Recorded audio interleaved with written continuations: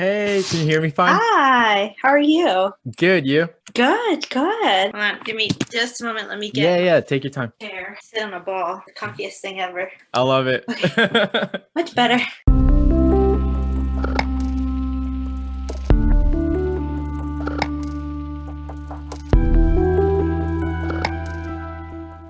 I'm Kevin Munoz. This is the Leo Podcast, and today is Monday, February 1st. Let's just start off with you guys introduce yourself, who you are, where you're from, and just what you do. Yeah, so my name is Beatrice. I am originally from Colombia, so I was born and raised there. I moved to this country when I was 7 years old. I did not know any English, I didn't know anything about the US system, and I was just put right through school and, get going and you'll learn as you go, and that's how it truly went. And so I lived in Florida for a couple years, but I would say I grew up in Knoxville, Tennessee. That is home sweet home to me. And then that's where I met my husband, and we are, now living in Atlanta for his job.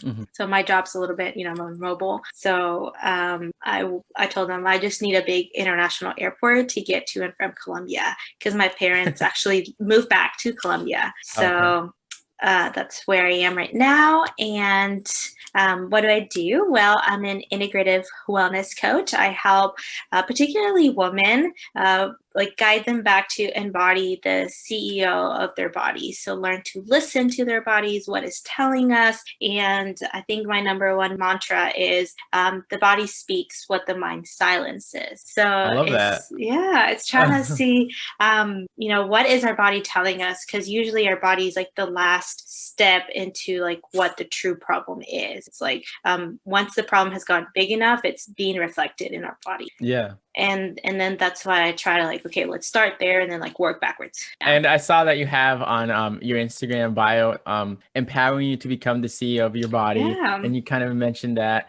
When I saw that, I showed it to my girlfriend too, and I was like, "Look at this! This is awesome! I love the way that that's put there."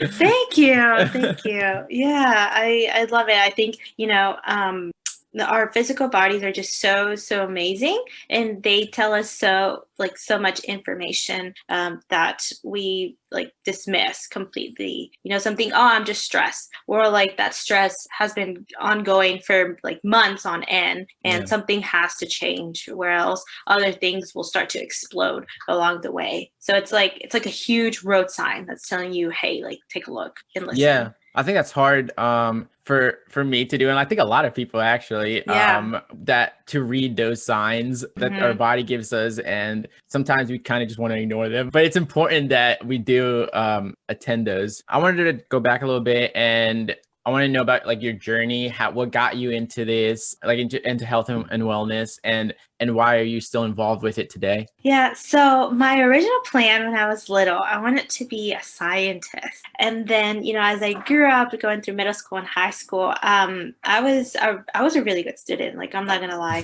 I loved learning. I was on the top, grade lists, Mhm. AP honors classes, everything you name it, I was in it. Nice.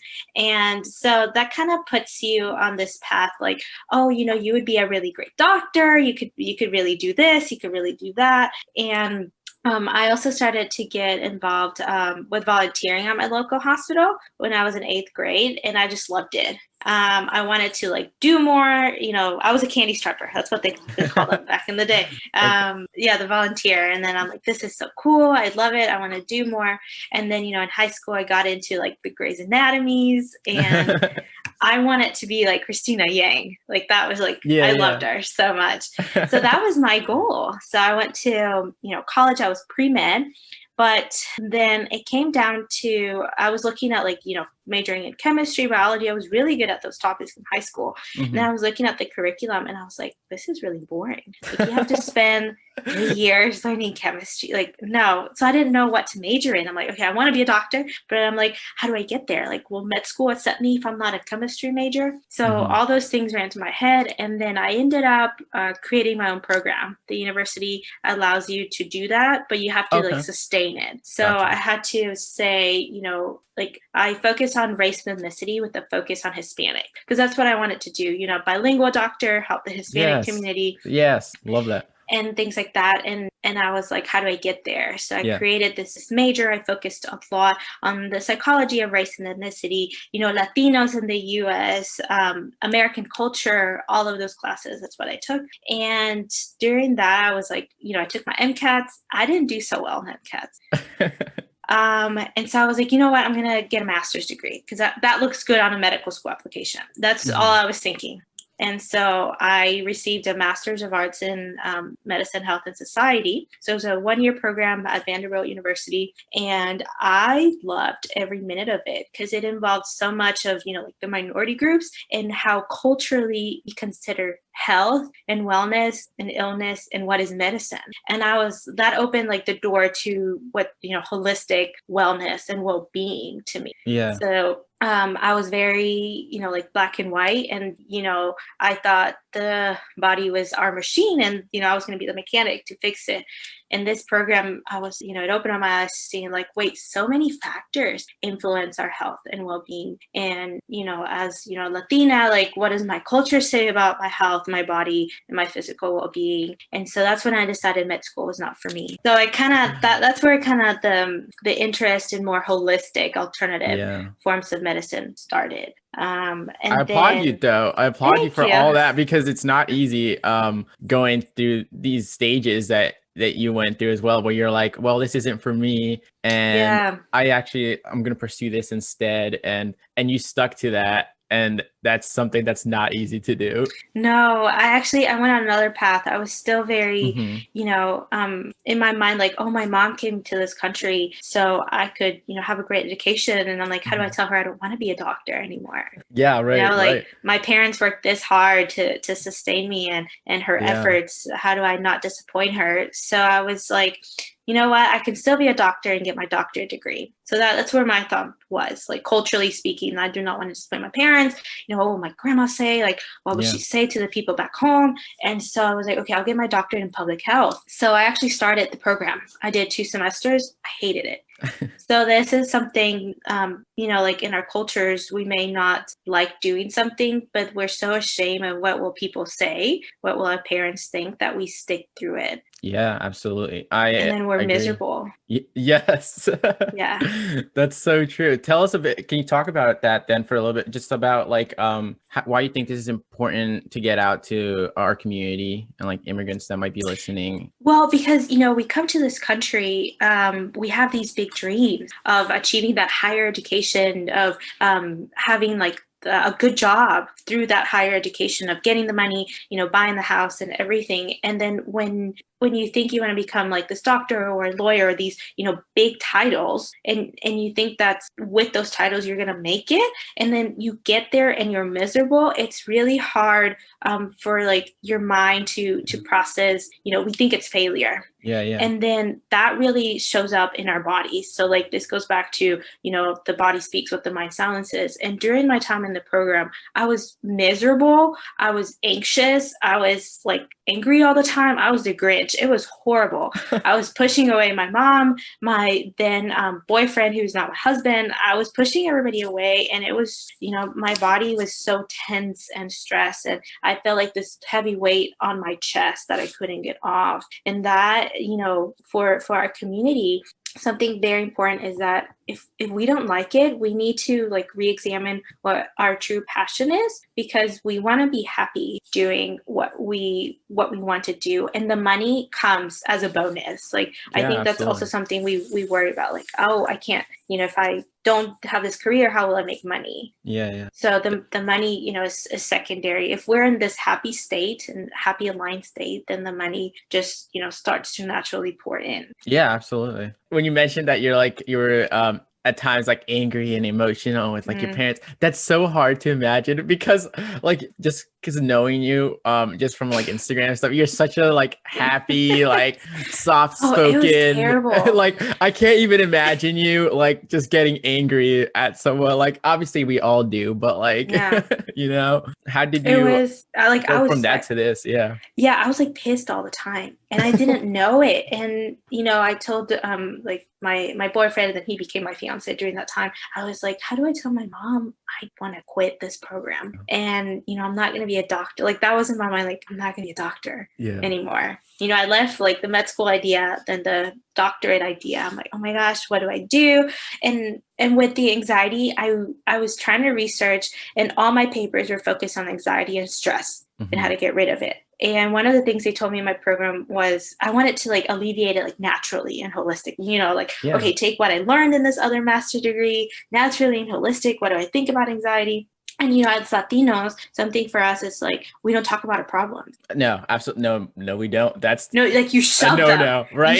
Shove him in that closet, like in that big closet, you shove him in and you go out to the world and you're the best thing that's ever been alive. Yeah. Absolutely. Oh my gosh. like my grandma, my abuela was like, you may be dragging, poop on the floor, but you're not going to show anybody. Like that was her, like that was her cliche, like, what do you call it? Like saying, you may be dragging poop, but you're going to look great doing it.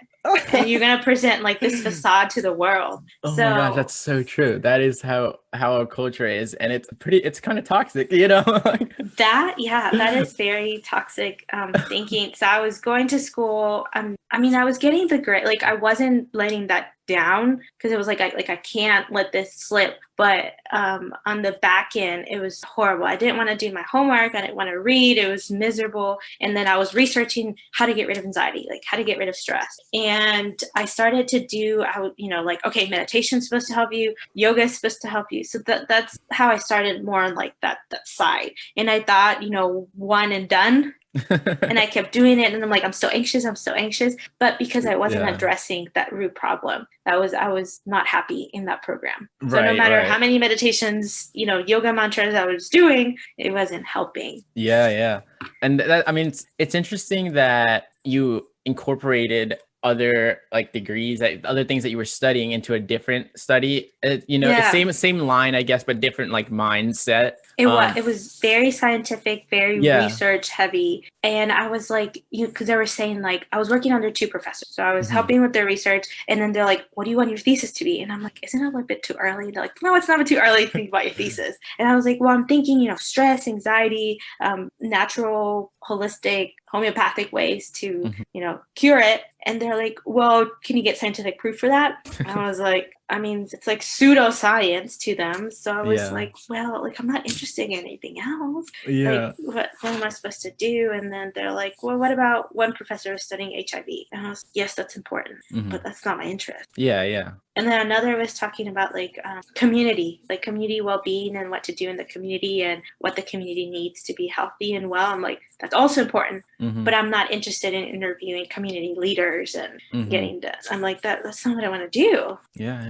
I'm interested in getting rid of my anxiety. Right. So like how do I get to the bottom of this? Like I'm sure somebody else can benefit from it. So I left I finished the semester. I left the program.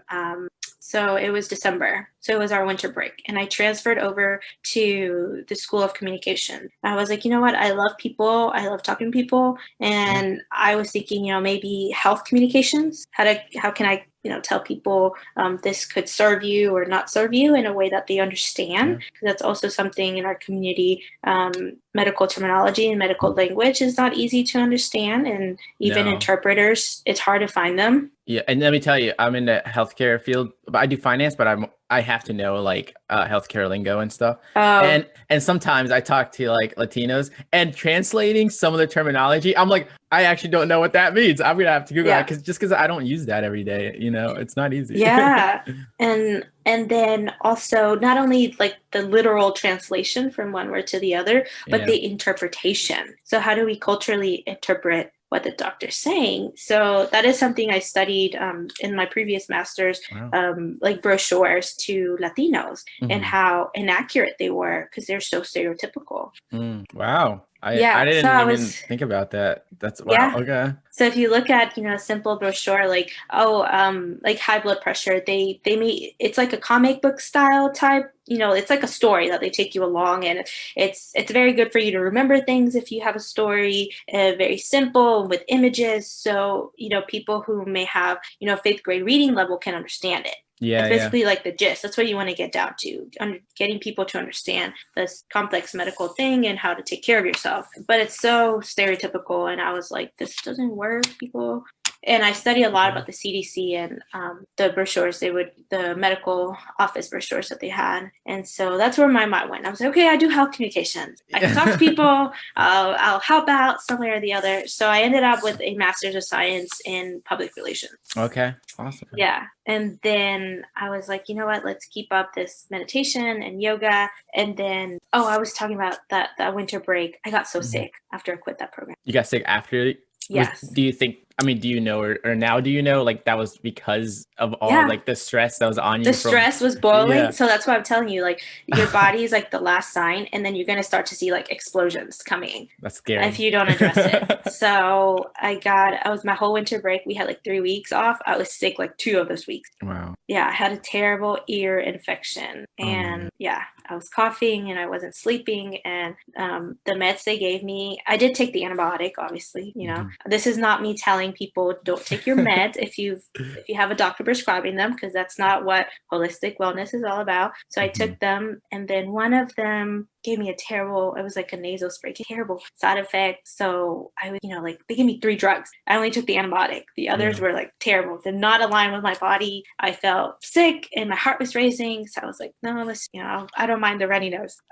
That's interesting. That like medicine not aligned with your body part that you said. I think that's a common thing that a lot of, I don't know if doctors don't understand, or they just don't.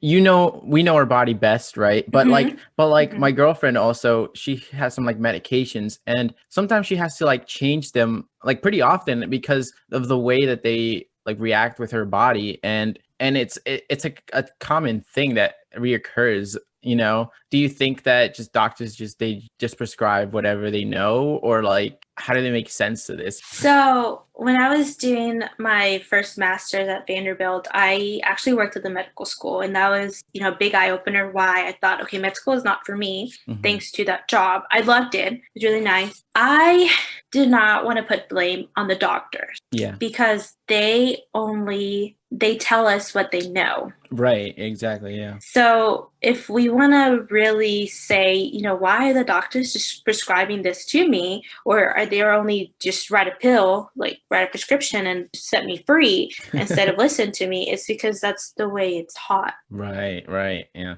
So that's the only thing they know. Yep. So you don't know what you don't know. Right. Right. So, in a way, that is not their fault. That is the way the system works. And particularly in the U.S. healthcare system, it's not a preventative healthcare system. It's more like a sick health system. So they only kind of treat the sick. Yeah. They don't help you not get there. Right, right. And in a prescription, it does work, but it's like just putting a little Band-Aid on what's really going on underneath.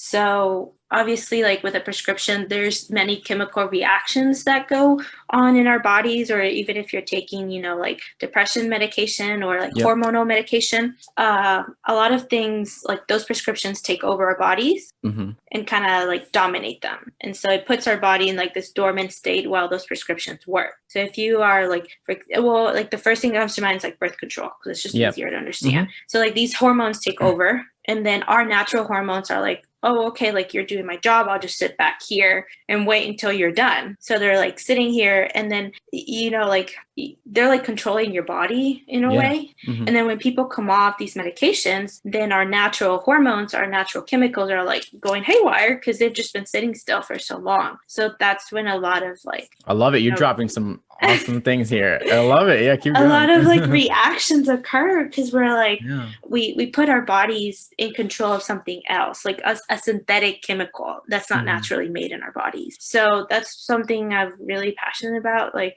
our body is our best pharmacy. We just have to clear out everything that's been blocking that pharmacy for it to function properly. I love that. A lot of it is like environmental, and that's what people sometimes don't know. Like about 90% of diseases that we suffer are environmental. They're not genetic, and they're actually preventable. Wow. Can you give us like an example? Just Well, not to you put you have on the like spot, but like, no, I'm curious, yeah, you know? you have like the major ones that you're aware of, like diabetes, high blood pressure. Many cancers are also very preventable. They're not necessarily genetic. So a few things are genetic. So I'm not gonna, discard that. Yeah. There also been like research that Alzheimer's is also very environmentally influenced and things like that. Really?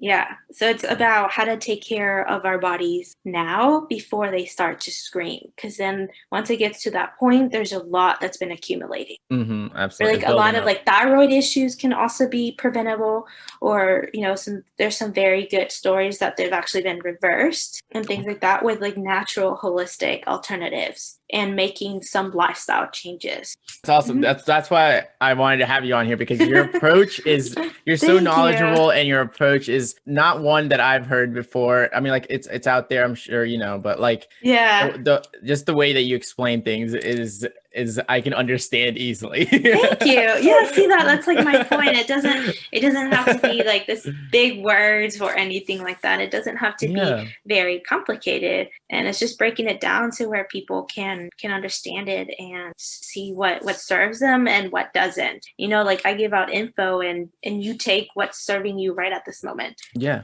Exactly. So I want to get, there's tons of diets, rules, restrictions, and products that that are on the internet. Like, where do you start with what's right for yourself, and like, or for a person that wants to research this kind of thing? So I want to say, like a diet is kind of like a short-term plan that you have to maybe like get in shape, or, you have like this wedding coming up and you want to fit in a dress and things like that. And I will not say that those typically don't work, because, they do work, but it's only short-term work. It's not sustainable to do like a traditional diet. So sometimes they may not even be so healthy either. So what I typically start out is by asking people, what kind of lifestyle are you desiring? Yeah. So do you want to be, a lot of people are like, oh, I want to lose weight. Okay, it's great. But also like, okay, so what happens if you lose this weight? Like, are you going to be happy? Are you going to be satisfied? Are you going to, fit into the clothes you want? Like, what do you actually want aside from losing the weight?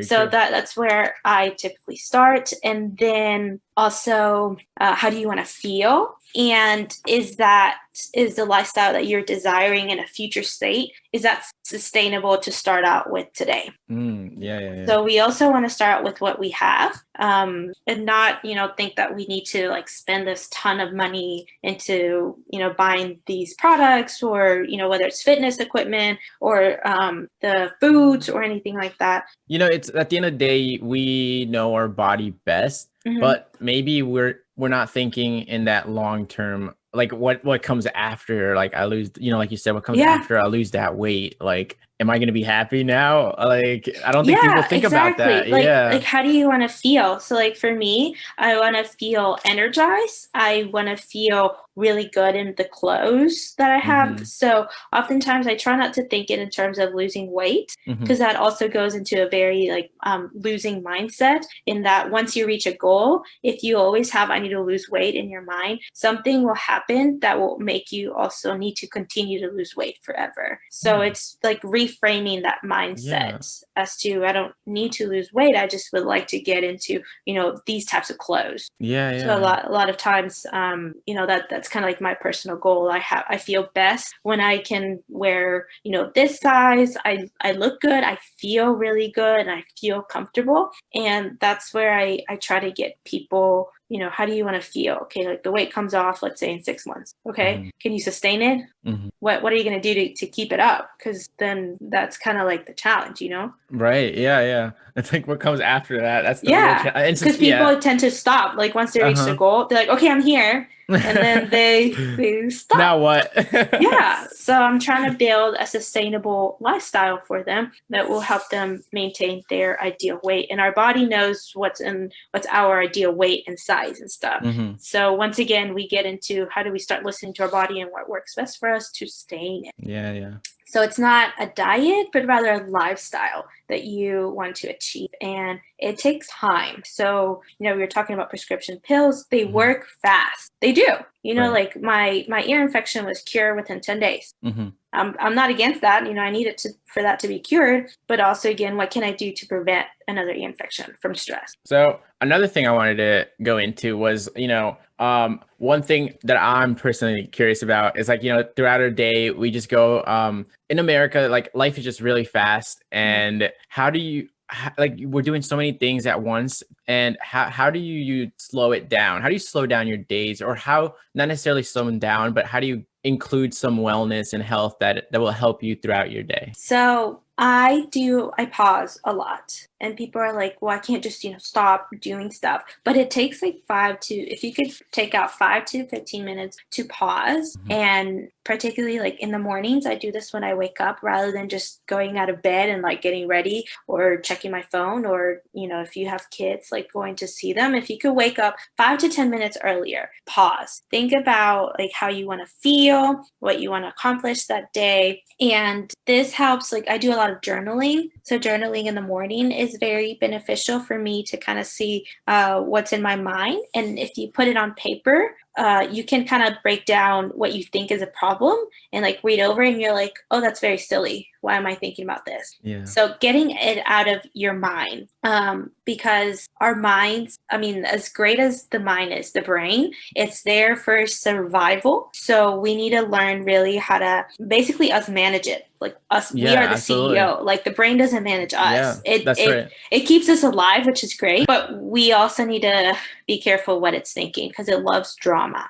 So if we pause and consider, okay, what is going on inside my head, first of all, and is this realistic? Yeah. So that's something I do every day, where like when I'm feeling anxious, if you have somebody to talk to, like I do this with my husband, I'm like, hey, I'm kind of feeling anxious, because I feel it like in my chest. So that's another thing, like where in the body are you feeling it? Yeah. And so he's like, why? And then I'm like, well, I think this and this happens. And you're like, okay, let's go back. You just said this. Like, do you think this is really going to happen? And then I'm like, no, I guess you're right. And so it kind of calms you down if you can get it out of your head. That's kind of see this drama going on inside your head. And now that you're mentioning that anxiety, we're in this pandemic. Like, how do we keep all these things from like our brain going crazy? Because like you said, maybe it's not something that's realistically that will happen, but like there's so much anxiety because we don't know what's gonna happen, and then it just feels like the world's like coming down on us. How do we? What kind of things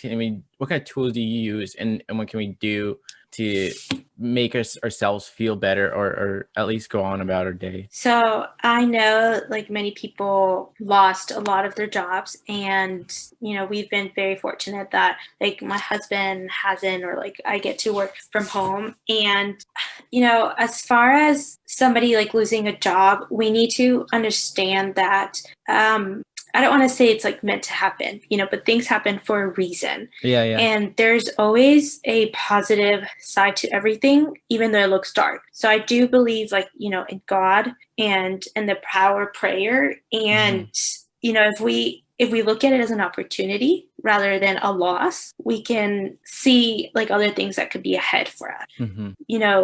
Like if you lost a job, it may be a good time to get back to your family, or maybe an opportunity to see maybe this job was the one that was causing me this high amount of stress. So what can I do that I love and makes me happy?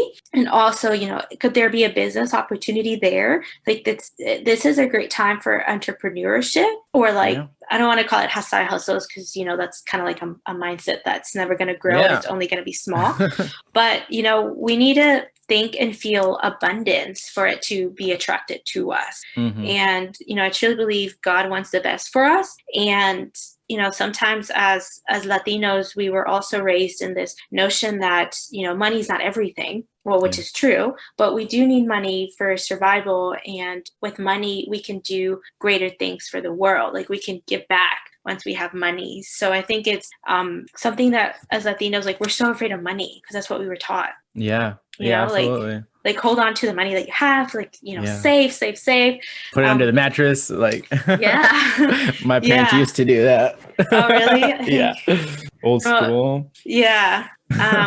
So it's something that we need to learn, like, take this time to consider what do I believe about life? What do I believe to be true, and what do I love to do? And of course, if you have an idea in mind, like, go for it, because one thing leads to another. And when we talk about like abundance and mindset, something I also do with clients is, like I said, one action leads to another. And if you have an idea or thought, it's in your mind for a reason. And if you've had it for a long time and you have now time to do it, like, why not go for it? Yeah, absolutely. Go for it. Yeah. So I think it's really difficult. Like, if you don't have a job, or like are not having an income for a while, like, look at it as an opportunity. The things that happen to us, we go through them to learn a lesson. And if it keeps happening to us, it's because that lesson hasn't been learned. And so if we just reframe our mindset around it, then, maybe an answer may pop up. And something that I also want to say is that if we have questions like, why is this happening to me? If we keep asking them, our brain loves questions, and it will help us like get the answer to them one way or another. Like, we may see something on TV and you're like, oh my gosh, that answered this question. Or a friend of ours, like, we may be talking about it, and then they say something and it like clicks. So I do have those moments. Yeah. Yeah. Yeah. Like it sounds silly. Like, I've been trying to look for like non-toxic, healthy skincare to help, because a lot of chemicals are in our skincare, and they're like hormone disruptors. And I was like, what's a good skincare that is not, like $600 a bottle, but it, like, it'll actually work? And I asked somebody, and it wasn't even a direct question. It's a small business. And I was like, oh, what kind of skincare products do you have or use? And then she gave me like 2 names, and I started to research them, and I'm like, you know what, this really affordable and really good. And see, like, I got my answer. Yeah. So it's like, in different ways, you just have to ask yourself and throw out the questions, and the answers will start to come. So to kind of summarize it, look at this time as an opportunity rather than a loss of any income or revenue that you used to have. Take the time to like dedicate to the things you love doing, and start asking yourself questions and see what answers come out. And yeah. So you mentioned income and just finances. I'm a big finance guy, and I was wondering how health and wellness is related to finance, and things like retail therapy and all that. Like, what's going on in our brains that leads to these kind of things? So in terms of health and wellness, if you consider like holistic and integrative wellness, we have this notion that it's expensive. And a lot of things do require maybe more money than we wish to pay. We think of wellness as like, oh, we get like massages, good chiropractor, acupuncture, eating organic foods. It is a bit more money. This is also like another mindset shift.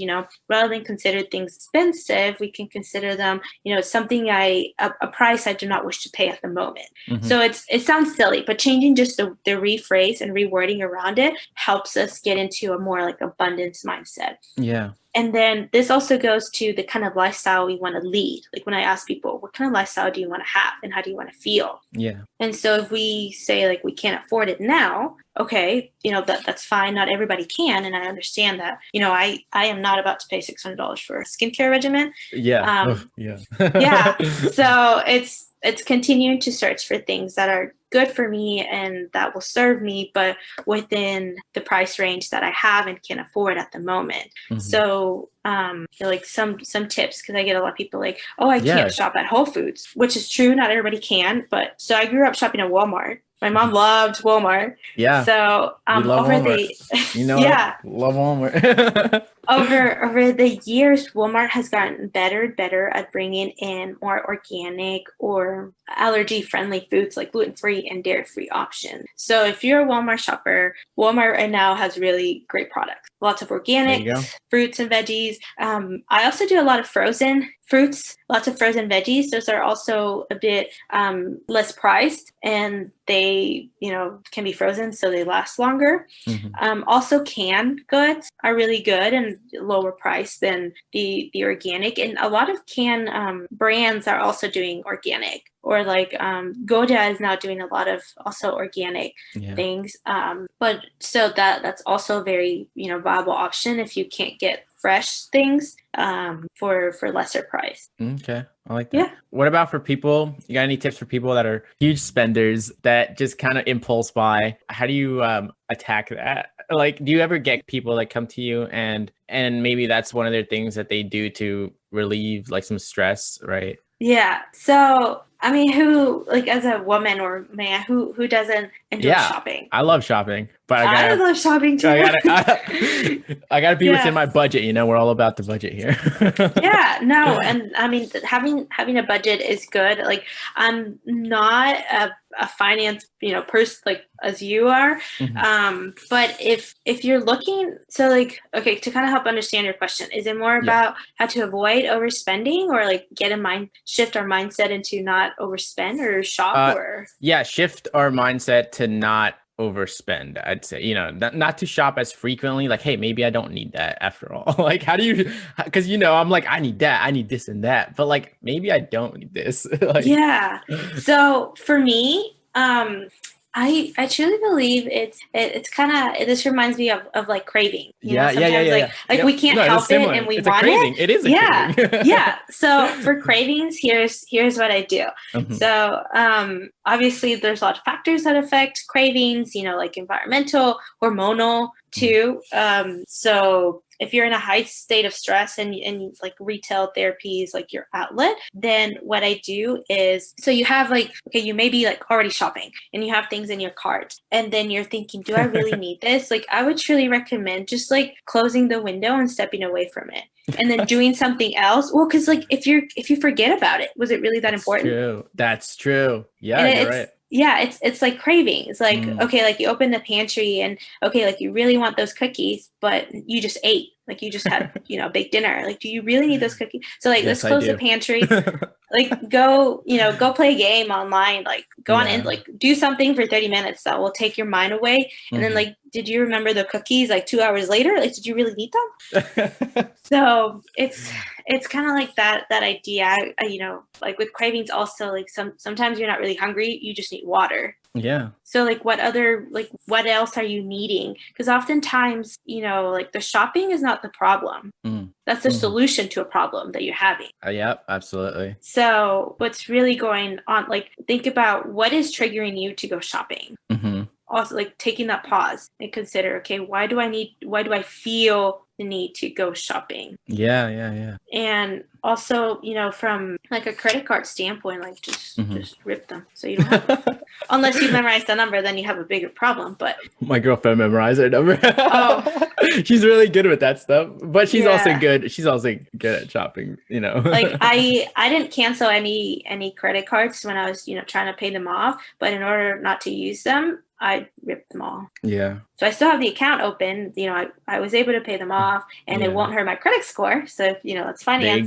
There you go. But I don't have the physical card. Yeah. So I can't spend if I don't have the card. And I've never memorized the numbers. So, nice. That's awesome. So just kind of like step away from it and like take that pause and think, what is triggering me to shop right now? How do I feel now? Because if you're, anxious or something, and that's like when you go shop, then we need to address what's getting you anxious, what's getting you to that state, and to consider, therapy is not the problem. Because a lot of people also point fingers like, oh, I'm a shopaholic. Like that's really not the main issue. And then kind of you have to work backwards from where you are, because sometimes we only see like the shop, like we see the big pictures, but not like the little trees, like we see the whole forest but not the little trees. Yeah. And some of them may be suffering and we need to address those. Not to put you on the spot, but like I'm really curious, like because I love the approach you have, as I mentioned before, what some like misconceptions might be to some people of the way that you approach things, like like you say, like naturally, and a lot of problems are from like their environment as well.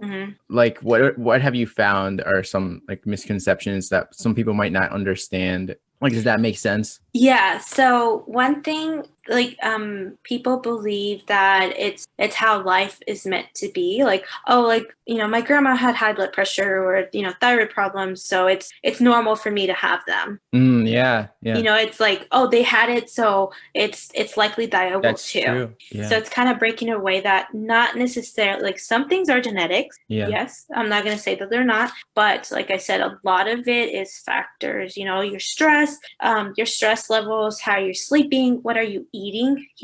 Food is our fuel. So how are you actually fueling your body, and how is it responding to that fuel? So that's a big one. Another one is, it's too expensive. I can't afford it. So that's also another misconception. And like I said, when I break down to people, what lifestyle do you want to have, and what is sustainable for you to start right now with? Yeah. Because I'm not here to recommend. I mean, I do shop at Whole Foods, and it's really good. It has a lot of variety, but I know the prices are also just as high as the variety. Yep. So, if it's not doable for you, why am I recommending it to you? Because then you're not going to carry it out. It's not sustainable. Like, once again, it's not sustainable for you. Yep. So thinking about that there's ways to be healthy without having to, like, break the bank. Okay. And naturally, like, you'll start to feel better and see the results. So you are naturally going to want to invest more into what's making you feel and look good, looking at it as an investment on yourself. Yeah. Like I personally, I don't mind investing or like paying maybe like a higher price for something if it's something like that's going to benefit me, like my health. If it's for my health, like I do not mind at all, because I know that I need to be in that good state of mind. Yeah. I need to be okay with, like physically that I'm fine with it. Yeah. And then another thing, like, this may be like a personal misconception that I've gotten, that I'm like too young to know better. So, and I think that also goes like culturally, because I'm just 26. I'm not like the 50-year-old doctor who's had the experience or anything. Yeah. So it's more like, yes, I am young, but like I've also like studied this and I've done that. Yeah, you have a bunch tried, of degrees. Like. I have tried different things. So it's like getting people, like, especially like Latinos, knowing that, yes, I may be young, but I can help you. Like, like, yeah, for us, age is wisdom. Yes. And if you're, like less than 30, like why am I taking like, advice? Yeah. So that's also something that, as like Latinos, should also consider, that age is, shouldn't be a factor. Yeah, absolutely. For things. And not only, who you may be hiring to help you, but also like you yourself. Just because you're 50 doesn't mean you're meant to like be feeling tired and overwhelmed and overworked. Like, we should be feeling our best every year. And we could be healthy. Like, just because you're 50 doesn't mean like, oh, I'm not 20 anymore. Like, no, but you can get back to like feeling like a 20-year-old. So that's another misconception. Age.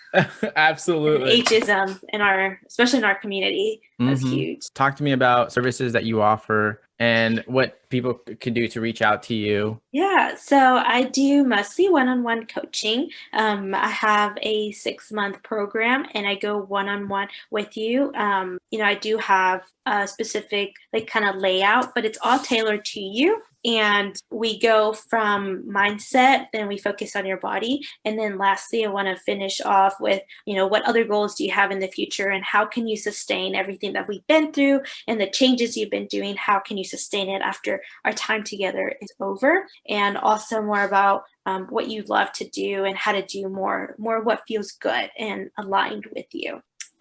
So that's usually a 6-month program, and we meet every 2 weeks, just so you have time to either do some changes and then, get back to me. And like I said, it's all about focused on the person, and whatever they come to the table is what we work with, because that's what's going on right now. Right. I don't work with how you were yesterday, and I don't work with what you may be doing tomorrow, because I don't know. So I work with how you show up for that day. And then people reach out to me on Instagram. I love talking to people. That's how we met. I've met so many people on Instagram. Oh my gosh. I'm so glad I was able to connect with you. Yeah. And that's how I do a lot of it. I do have, a website that they can go to, mindful-wellness.co. And what's your Instagram handle? At Bea Betty B. So yeah, so DMs, or if you go to my website, you can also find my email, or also on my Instagram, you could find my email account and shoot me an email, and or in the comments too. I know I get a lot of people. You could have a really good conversation on comments, and I try to answer everything as much as I can, and love to connect. Yes. What can we look forward to from you in the future? Maybe some things that you're working on or upcoming. So I want to get a podcast going. I would love to have, other people who have been in the field longer and interview them, or, just people who have done some lifestyle changes. And I'm very into, people who have, like, I don't want to say cured, but like found a good remedy for, something like cancer or something, like more naturally, and kind of view their lifestyle changes when they found out and things like that, and what they do now to sustain, being free of those cancer cells and things like that. So, a couple of interviews with like experts, and then actual like real people who have done these changes. That is something to look forward to. I will be right on that when you decide. Thank you to come out with that. Yeah, that's you have a fan already. Thank you. Yeah, that's a 2021 project, and like long term is I would love to do like retreats for people and bring in other experts, because I don't know everything, and like even if it's a day or a 2-day retreat, and get people together who are ready to make those lifestyle changes and help them along the way. It has been absolute honor. Thank you so much for everything, and as always, I'll be in touch, and I hope you have a good rest of the weekend. Thank you. You too. Thank you for listening. If you enjoyed the podcast, please give it 5 stars on Apple Podcasts and a follow on Spotify.